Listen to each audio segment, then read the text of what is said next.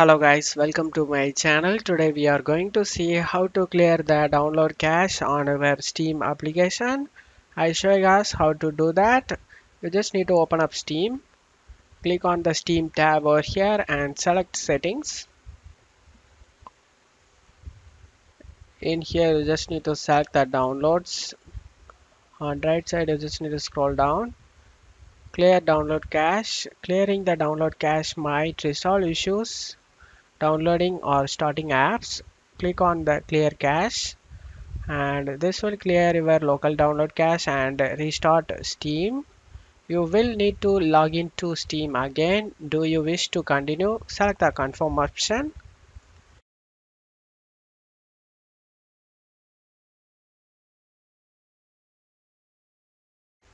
And that's how you clear the download cache on your Steam, guys.